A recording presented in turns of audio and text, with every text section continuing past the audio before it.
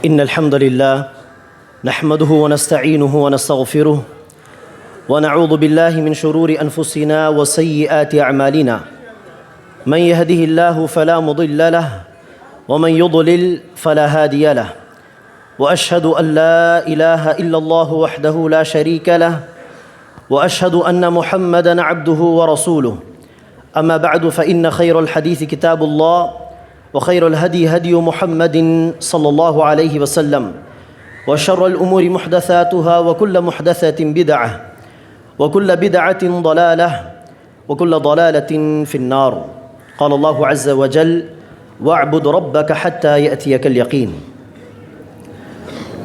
சகோதரர்கள் கொஞ்சம் நெருங்கி அமரும்படி அன்புடன் கேட்டுக்கொள்கிறோம். நெருக்கமாக வந்திருக்கு, கொஞ்சம் இடைவெளி விடாமல் கொஞ்சம் நெருக்கமாக உட்காந்துக்குங்க. அல்லாஹு அக்பர் அல்லாஹு அக்பர் அல்லாஹு அக்பர் அல்லாஹு அக்பர் லா இலாஹ இல்லல்லாஹு வல்லாஹு அக்பர் அல்லாஹு அக்பர் வலில்லாஹில் ஹம்த்.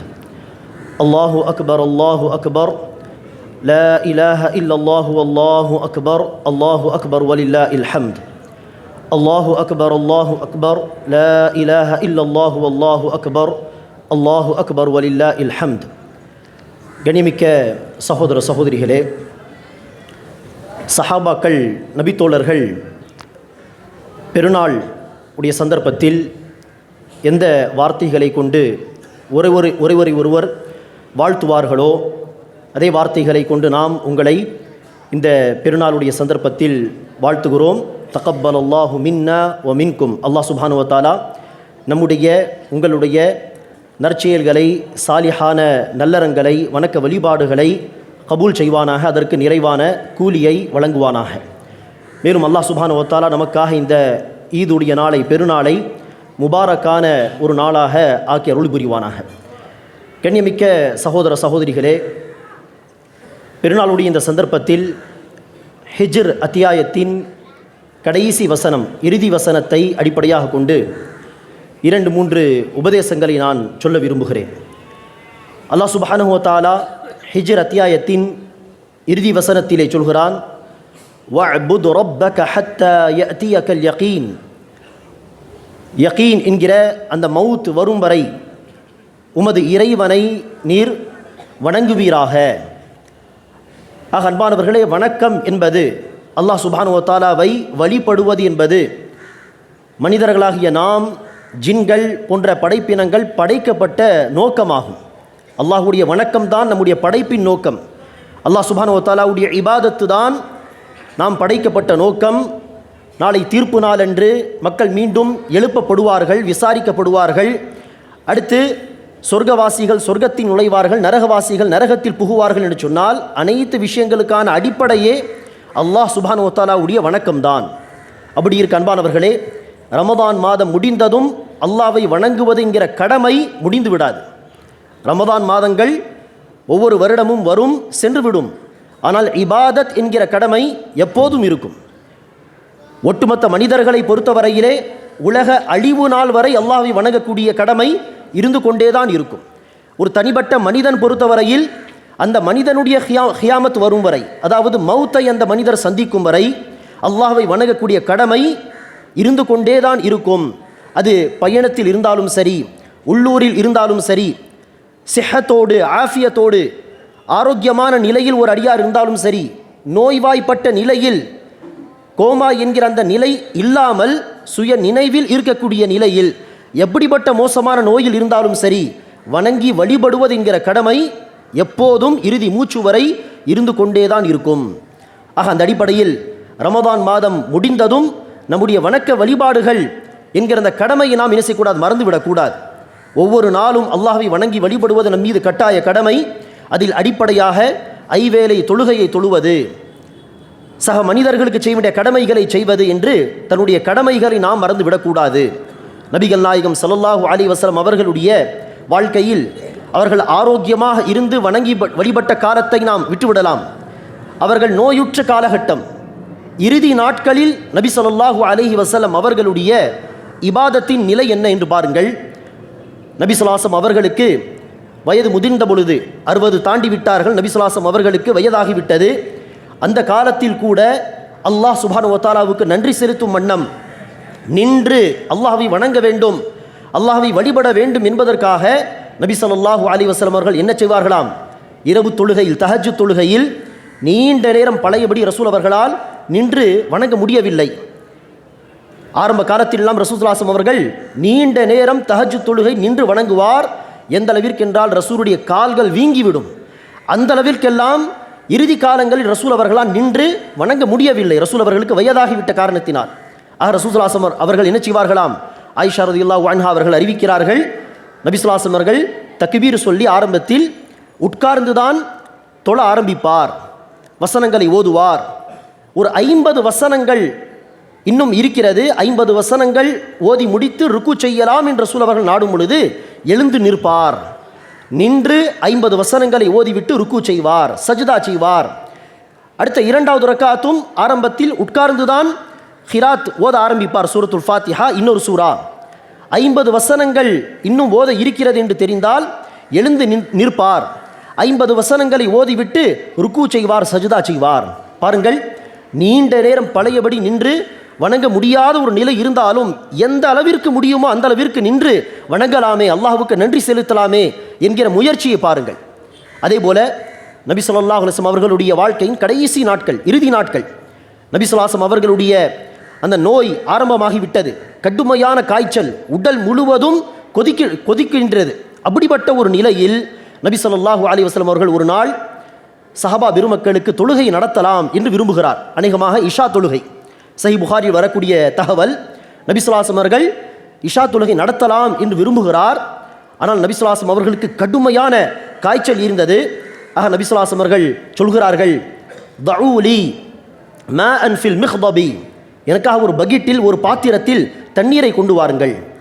ஆயிஷா ரலியல்லாஹு அன்ஹா அவர்கள் சொல்கிறார்கள், தண்ணீர் கொண்டு வரப்பட்டது. நபி ஸல்லல்லாஹு அலைஹி வஸல்லம் அவர்கள் தண்ணீரை தன்னுடைய உடலில் ஊற்றினார்கள். ஓரளவுக்கு ஃப்ரெஷ் ஆன பிறகு தொழ வைக்க முடியுமா என்று ரசூல் அவர்கள் பார்க்கிறார். ஆனால் குளித்து முடித்த பிறகு ரசூல் ஸல்லல்லாஹு அலைஹி வஸல்லம் அவர்கள் இஷா தொழுகை நடத்த போகலாம் என்று நாடும் பொழுது மயக்கம் அடைந்து கீழே விழுந்து விட்டார். சிறிது நேரம் கழித்து நபி ஸல்லல்லாஹு அலைஹி வஸல்லம் அவர்களுக்கு மயக்கம் தெளிந்தது. எழுந்ததும் ரசூல் அவர்கள் கேட்டார்கள், அஸல்லன் நாஸ், மக்கள் தொழுது விட்டார்களா இஷா தொழுகை? ஆயிஷா ரலியல்லாஹு அன்ஹா மற்ற சஹாபாக்கள் சொன்னார்கள், இல்லை யா ரசூலல்லாஹ், உங்களை எதிர்பார்த்த வண்ணம்தான் சஹாபாக்கள் இருக்கிறார்கள், இன்னும் தொழவில்லை. மீண்டும் ரசூல் அவர்கள் சொன்னார்கள், தஉ லி மாஅன் ஃபில் மிக்தபி, எனக்காக பக்கெட்டில், ஒரு பாத்திரத்தில் தண்ணீரை கொண்டு வாருங்கள். தண்ணீர் கொண்டு வரப்பட்டது. நபி ஸல்லல்லாஹு அலைஹி வஸல்லம் அவர்கள் தன்னுடைய உடலில் இந்த தண்ணீரை ஊற்றினார்கள், குளித்தார்கள். சரி, தொழ வைக்க புறப்படலாமே என்று ரசூல் அவர்கள் எழுந்து நின்றால் மீண்டும் மயக்கம் அடைந்து விட்டார். 3வது முறை மயக்கம் தெளிந்த பிறகு அதே கேள்வியை கேட்கிறார்கள், ஹல் சொல்லன் நாஸ், மக்கள் தொழுது விட்டார்களா? ஆயிஷா ரலியல்லாஹு அன்ஹா மற்ற சஹாபாக்கள் சொல்கிறார்கள், இல்லை யா ரசூலல்லாஹ், பல்ஹும் யன்ததிரூனக, உங்களை எதிர்பார்த்த வண்ணம்தான் அவர்கள் இன்னும் தொழாமல் இருக்கிறார்கள். நபி ஸல்லல்லாஹு அலைஹி வஸல்லம் அவர்கள் மீண்டும் 3வது முறை சொல்கிறார்கள், தஊலி மாஅன் ஃபில் மிக்தபி, ஒரு பாத்திரத்தில், ஒரு பக்கெட்டில் எனக்காக தண்ணீரை கொண்டு வாருங்கள். மீண்டும் ரசூல் அவர்கள் குளித்தார்கள். அந்த சூடு குறைந்த பிறகு போக முடியுமா என்று ரசூல் அவர்கள் முயற்சி செய்கிறார், மீண்டும் மீண்டும் முயற்சி செய்கிறார். ஆனால் 3வது முறையும் குளித்த பிறகு ரசூல் அவர்கள் தொழுகை நடத்த போகலாம் என்று நாடும் பொழுது மயக்கம் அடைந்து விட்டார். 3வது முறை மயக்கம் அடைந்த பிறகு நபி ஸல்லல்லாஹு அலைஹி வஸல்லம் அவர்களுக்கு தெளிவு வந்தது. மயக்கம் தெளிந்த பிறகு நபி ஸல்லல்லாஹு அலைஹி வஸல்லம் அவர்கள் சொன்னார்கள், அபூபக்கருக்கு சொல்லுங்கள், அவர்கள் மக்களுக்கு, சஹாபாக்களுக்கு தொழுகை நடத்தட்டும். ரசூல் ஸல்லல்லாஹு அலைஹி வஸல்லம் அவர்களால் எழுந்து போக முடியவில்லை. அன்று அபூபக்கர் அவர்கள் தொழ ஆரம்பித்தார்கள், தொழ வைக்க ஆரம்பித்தார்கள். அதற்கு அடுத்து ரசூல் ஸல்லல்லாஹு அலைஹி வஸல்லம் அவர்கள் 1 நாள் கழித்து அல்லது 2 நாள் கழித்து ஓரளவுக்கு ரசூல் ஸல்லல்லாஹு அலைஹி வஸல்லம் அவர்களுக்கு பெட்டராக இருந்தது. சரி, தொழ வைக்க போகலாம் என்று ظுஹர் தொழுகை நடத்த வந்தார்கள். அபூபக்கர் சித்திக் ரலியல்லாஹு அன்ஹு அவர்கள் ஜமாத் தொழுகை நடத்தி கொண்டிருந்தார். நபி ஸல்லல்லாஹு அலைஹி வஸல்லம் அவர்கள் தொழ வைக்க வந்த பொழுது அபூபக்கர் சித்திக் ரலியல்லாஹு அன்ஹு அவர்கள் ரசூலுக்கு மஅமூமாக மாறிவிட்டார். ரசூல் அவர்கள் மெல்லமாக அல்லாஹு அக்பர், சமி அல்லாஹு லிமன் ஹமீதா என்று மெல்லமாக சொல்ல, ரசூலை பின்தொடர்ந்து அபூபக்கர் அந்த வார்த்தைகளை சப்தமாக சொல்வார். அபூபக்கரை பின்தொடர்ந்து சஹாபா பெருமக்கள் தொழுவார்கள். ஆக பாருங்கள், ரசூலுடைய வாழ்க்கையின் இறுதி நாட்களில் எப்படி இபாதத் செய்வதிலே, அல்லாஹ்வை வணங்குவதிலே நபி ஸல்லல்லாஹு அலைஹி வஸல்லம் அவர்கள் எடுத்த முயற்சி. நபி ஸல்லல்லாஹு அலைஹி வஸல்லம் அவர்களுக்கு உடல்நிலை அவ்வளவு மோசமாக இருந்தும் அல்லாஹ் சுப்ஹானஹு வ தஆலாவை வணங்க வேண்டுமே என்கிற அந்த முயற்சி ரசூலுல்லாஹி ஸல்லல்லாஹு அலைஹி வஸல்லம் அவர்களிடத்தில் எந்த அளவுக்கு இருந்தது? அப்படி இருக்க அன்பானவர்களே, நாம் எந்த நிலையில் இருந்தாலும், வாழ்க்கையில் ஆரோக்கியமாக இருந்தாலும் சரி, நோயுற்ற நிலையில் இருந்தாலும் சரி, பயணத்தில் இருந்தாலும் சரி, உள்ளூரில் இருந்தாலும் சரி, அல்லாஹ்வை வணங்குவது என்பது இறுதி மூச்சு வரை தொடர்ந்து செய்யக்கூடிய வணக்கமாகும்.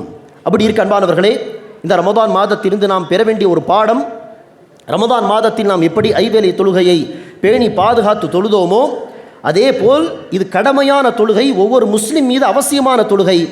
இந்த தொழுகையை ஒரு காலம் நான் விடமாட்டேன் என்று உறுதியான நாட்டத்தோடு ஐவேளை தொழுகையை கடைபிடித்து தொழக்கூடிய மக்களாக நாம் இருப்பதோடு, ரமதான் மாதத்தில் இருந்து நாம் தன்னுடைய வணக்க வழிபாடுகளுடைய வாழ்க்கையில் ஏதாவது ஒரு மாற்றத்தை கொண்டு வர முயற்சி செய்யும் வண்ணம் ரமதான் மாதத்தில் எப்படி இரவு தொழுகை நாம் தொழுதோமோ, இந்த நாட்களிலும் ரமதான் அல்லாத இந்த மாதங்களிலும் இரவு தொழுகை அவ்வப்போது தொட நாம் முயற்சிக்க வேண்டும். சரி, தஹஜ்ஜுத் நேரத்தில் எழுந்து நம்மால் தொழ முடியாதா? ஃபஜர் தொழுகைக்காக எழுந்திருப்பதே பெரிய ஒரு சவாலாக இருக்கிறதா? பிரச்சனை இல்லை. இஷா தொழுகைக்கு பிறகு என்ன செய்யலாம்? குறைந்தது 2 ரக்காத் இரவு தொழுகை என்கிற நீயத்தில் தொழுதுவிட்டு அடுத்து வித்தர் தொழுகை தொழலாம். இல்லையா, இஷா தொழுத பிறகு வீட்டுக்கு சென்று 11 மணிக்கு 10 மணிக்கு நாம் உறங்குகிறோம் என்று சொன்னால் தூங்குவதற்கு முன்பாக உது எடுத்து 2 ரக்காத் தொழுது அந்த 2 ரக்காத்தில் குறைந்தது 5 வசனங்களை ஓதினாலும் 10 வசனங்கள் துணை சூரா ஓதினாலும் நபி ஸல்லல்லாஹு அலைஹி வஸல்லம் அவர்கள் சொல்கிறார்கள், எவர் ஒருவர் 10 வசனங்களை ஓதி நின்று அல்லாஹ்வை வணங்குவாரோ தொழுவாரோ அவருடைய பெயர் அலட்சியக்காரர்கள் என்கிற அந்த பட்டியலிலிருந்து நீக்கப்படும். ஆக நாம் அல்லாஹ் சுப்ஹானஹு வ தஆலாவை வணங்கும் வண்ணம் இரவு தொழுகையை அவ்வப்போது நாம் தொழ முயற்சிக்க வேண்டும். தன்னுடைய அடிப்படை வணக்க வழிபாடுகளை தவறாமல் நாம் செய்ய வேண்டும். இது முதலாவது விஷயம். இரண்டாவது பாடம் அன்பானவர்களே, வஅ்புத் ரப்பக ஹத்தா யஅதியகல் யகீன், மௌத் வரும் வரை உமது இறைவனை வணங்குவீராக என்கிற அந்த வார்த்தையை கொண்டு நாம் பெற வேண்டிய மிக முக்கியமான ஒரு படிப்பினை தான் அன்பானவர்களே. நம்முடைய இந்த மவுத் என்பது எப்போது வரும் தெரியாது. யாருக்கு எந்த நேரத்தில் மவுத் அஜல் வந்துவிடும் சொல்ல இயலாது. ஆக இந்த பெருநாளுடைய சந்தர்ப்பத்திலும் இது மகிழ்ச்சியாக சந்தோஷமாக கொண்டாட வேண்டிய நாள். ஆனால் இந்த நாளில் கூட ஒரு முஸ்லிம் மவுத்தை நினைவு கூற வேண்டும், தன்னுடைய மறுமை நாளை நினைவு கூற வேண்டும், அல்லாஹ் சுப்ஹானஹு வ தஆலாவுடைய கேள்வி கணக்கை நினைவு கூற வேண்டும். ஆகவேதான் நபி ஸல்லல்லாஹு அலைஹி வஸல்லம் அவர்கள் பெருநாள் தினமன்று ஈதுல் ஃபித்ர் அல்லது ஈதுல் அத்ஹா பக்ரீதுடைய பெருநாளில் நபி ஸல்லல்லாஹு அலைஹி வஸல்லம் அவர்கள் ஆண்களுக்காக உரை நிகழ்த்திவிட்டு பெண்களுக்காகவும் தனியாக சென்று என்ன செய்தார்கள்? உரை நிகழ்த்தினார்கள். அந்த உரையில் நபி ஸல்லல்லாஹு அலைஹி வஸல்லம் அவர்கள் பெண்களை பார்த்து சொன்னார்கள், உரீதுகுன்ன அக்ஸர அஹ்லின் நார், நரகவாசிகளில் அதிகமாக நான் பெண்களை தான் பார்த்தேன். ஆக பெண்களை நீங்கள் அதிகமாக சதகாத்துகள் செய்யுங்கள், அதிகமாக நல்ல காரியங்களை செய்யுங்கள், சொர்க்கத்திற்கு செல்வதற்கான முயற்சிகளில் ஈடுபடுங்கள் என்று நபி ஸல்லல்லாஹு அலைஹி வஸல்லம் அவர்கள் பெருநாள் அன்று பெண்களுக்கு நினைச்சுகிறார்கள், மறுமையை நினைவூட்டுகிறார்கள், நரகத்தை நினைவூட்டுகிறார்கள், மறுமை நாளை நினைவூட்டுகிறார்கள். ஆக அந்த அடிப்படையில் அன்பானவர்களே, கொண்டாட வேண்டிய இந்த நாளிலும் ஒரு முஸ்லிம் தன்னுடைய மௌத்தை மரணத்தை மறந்துவிடக்கூடாது.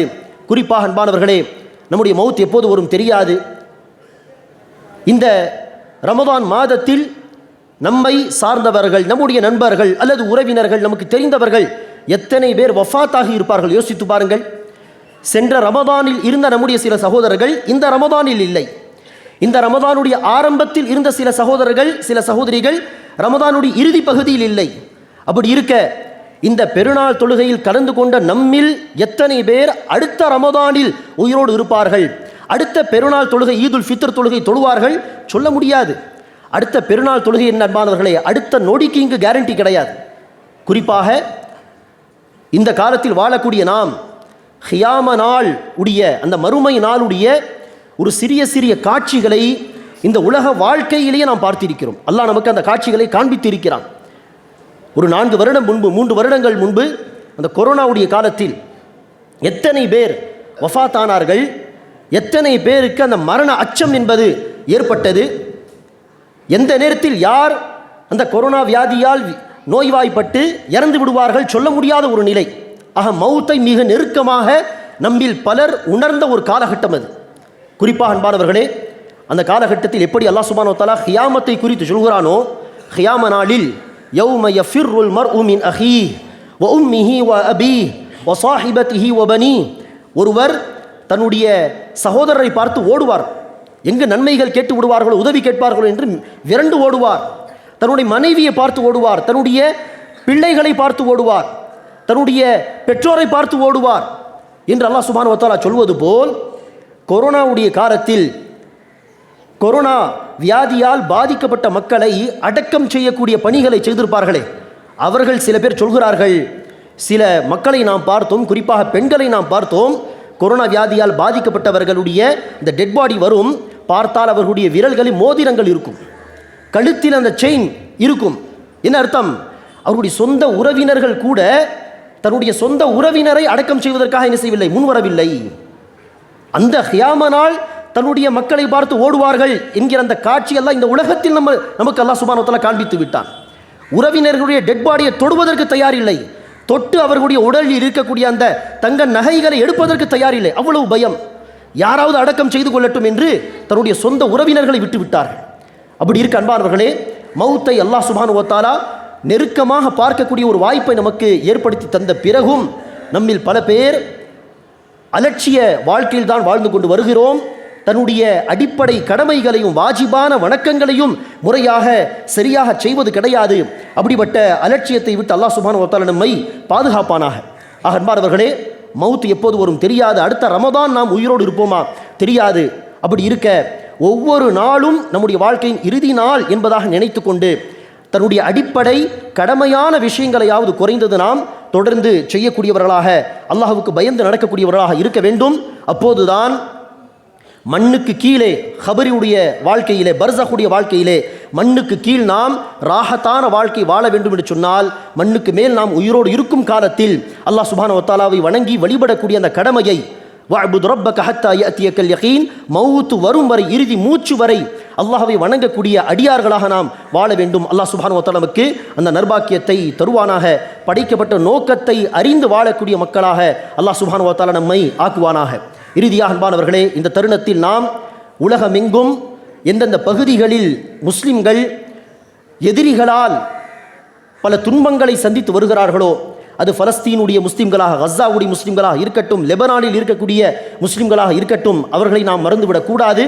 தன்னுடைய பிரார்த்தனைகளை, அவர்களை அவசியம் நாம் நினைவு கூற வேண்டும். தனக்காக துவாக்கள் செய்யும் பொழுது அவர்களுக்காகவும் சேர்த்து நாம் பிரார்த்தனைகள் செய்ய வேண்டும். அல்லாஹ் சுப்ஹானஹு வ தஆலா எந்தெந்த பகுதிகளில் முஸ்லிம்கள் எதிரிகளால் துன்பத்திற்கு ஆளாகிறார்களோ, சோதனைகளுக்கு ஆளாக்கப்படுகிறார்களோ, அந்த பகுதிகளில் அல்லாஹ் சுப்ஹானஹு வ தஆலா முஸ்லிம்களுடைய உடைமைகளை, முஸ்லிம்களுடைய உயிர்களை, அவர்களுடைய மான மரியாதையை அல்லாஹ் சுப்ஹானஹு வ தஆலா பாதுகாத்து அருள் புரிவானாக. எதிரிகளுடைய சூழ்ச்சிகளை அல்லாஹ் நாசமாக்குவானாக. எதிரிகளுக்கு மத்தியில் அல்லாஹ் சுப்ஹானஹு வ தஆலா பிரிவினையை உண்டாக்குவானாக. அதே போல் அன்பானவர்களே, எங்கேயோ நடக்கக்கூடிய போர் காரணமாக இங்கு வாழக்கூடிய நாமும் எப்படி பாதிப்படைகிறோம் என்று சென்ற நாட்களில் நாம் கவனித்திருப்போம். அப்படி இருக்க உலக மக்களின் சுகத்துக்காக வேண்டி, அமைதிக்காக வேண்டி, முஸ்லிம்களுடைய சுகத்துக்காக வேண்டி, அமைதிக்காக வேண்டி நாம் துவா செய்ய வேண்டும். நாட்டு மக்களுடைய அமைதிக்காக வேண்டி நாம் அடிக்கடி அல்லாஹ்விடத்தில் பிரார்த்தனை செய்ய வேண்டும். அமைதியான வாழ்க்கை, அபயமான வாழ்க்கை என்பது அல்லாஹ்வுடைய மிகப்பெரிய நியமத். இப்ராஹிம் அலைஹிஸ்ஸலாத்து வஸ்ஸலாம் அவர்கள் அல்லாஹ்விடத்தில் வரிசையாக பல பிரார்த்தனைகள் செய்வார்கள். அதில் ஆரம்பத்தில் அவர்கள் அல்லாஹ்விடத்தில் செய்த முக்கியமான பிரார்த்தனை தான், ரப்பி ஜஅல் ஹாதல் பலத ஆமினா, என் இறைவா, என்னுடைய இந்த நகரத்தை, இந்த மக்கா நகரத்தை அபயமளிக்கும் இடமாக ஆக்குவாயாக, அமைதி பூங்காவாக ஆக்குவாயாக. ஆக அமைதியான வாழ்க்கை, அபயமுள்ள வாழ்க்கை என்பது மிக அடிப்படையான ஒரு தேவையாகும். அப்படி இருக்க பாதுகாப்பான ஆஃபியத்தான வாழ்க்கையை நாம் அல்லாஹ்விடத்தில் கேட்க வேண்டும். இந்த போருடைய சூழல் எல்லாம் முடிந்து எல்லோரும் சுகமான வாழ்க்கை வாழ்வதற்காக வேண்டி நாம் அல்லாஹ்விடத்தில் அடிக்கடி பிரார்த்தனை செய்ய வேண்டும்.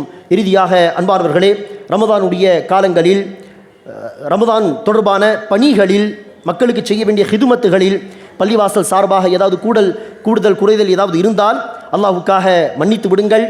தன்னுடைய உறவினர்கள் உங்களை மனம் நோவினை செய்யும் விதமாக யாராவது பேசியிருந்தாலோ நடந்திருந்தாலோ சக உறவினர்களை, சக சகோதரர்களை, நண்பர்களையும் மன்னித்து விடுங்கள். பரஸ்பரமாக அன்பாக வாழ முயற்சி செய்யுங்கள். இந்த கொண்டாடப்பட வேண்டிய நாளிலே, மகிழ்ச்சியாக இருக்க வேண்டிய இந்த நாளிலே சகோதரத்துவத்தை நிலைநாட்டும் விதத்திலே நாம் பரஸ்பரமாக வாழ நாம் முயற்சி செய்வோமாக. இதை ஒரு வாய்ப்பாக, சந்தர்ப்பமாக பயன்படுத்தி கொண்டு பேசாத சகோதரர்களிடத்தில் சலாம் சொல்லி பேசுவது, அவர்களை சந்திப்பது, தன்னுடைய அந்த மகிழ்ச்சியை பகிர்ந்து கொள்வது என்கிற ஒரு நல்ல காரியத்துக்கு ஒரு முன்னெடுப்பாக நாம் இந்த வாய்ப்பை பயன்படுத்திக் கொள்வோமாக. அல்லாஹ் சுப்ஹானஹு வ தஆலா நமக்கு இந்த ஈதுடைய நாளை உண்மையிலேயே பர்க்கத்தான நாளாக ஆக்கி அருள் புரிவானாக. உலக முஸ்லிம் மக்களை அல்லாஹ் சுப்ஹானஹு வ தஆலா பாதுகாப்பானாக. உலக மக்களுக்கு அல்லாஹ் சுப்ஹானஹு வ தஆலா சுகத்தை தருவானாக, அமைதியை தருவானாக. அல்லாஹ் சுப்ஹானஹு வ தஆலா நம்மில் யார் நோயுற்ற நிலையில் இருக்கிறார்களோ அவர்களுக்கு நிரந்தரமான ஷிஃபாவை சீக்கிரமாக அல்லாஹ் அவர்களுக்கு ஷிஃபாவை வழங்குவானாக. நம்மில் யார் ஏதாவது ஒரு விதத்திலே சோதனைக்கு ஆளாக்கப்பட்டு இருக்கிறார்களோ அல்லாஹ் சுப்ஹானஹு வ தஆலா அவர்களுக்கு பொறுமையை தருவானாக. சோதனை முடியும் காலம் வரை பொறுமையை கடைபிடித்து அல்லாஹ் சுப்ஹானஹு வ தஆலாவிடத்தில் நன்மையை கூலி எதிர்பார்க்கக்கூடிய பாக்கியத்தை அல்லாஹ் சுப்ஹானஹு வ தஆலா தருவானாக. நாம் வாழும் வரை முஃமினீன்களாக வாழ்ந்து மரணிக்கும் பொழுது முஃமினீன்களாக மரணிக்கக்கூடிய பாக்கியத்தை அல்லாஹ் சுப்ஹானஹு வ தஆலா நமக்கு தந்து அருள் புரிவானாக. ஆமீன். வாஹிரு தஅவானா அல்ஹம்துலில்லாஹி ரப்பில் ஆலமீன்.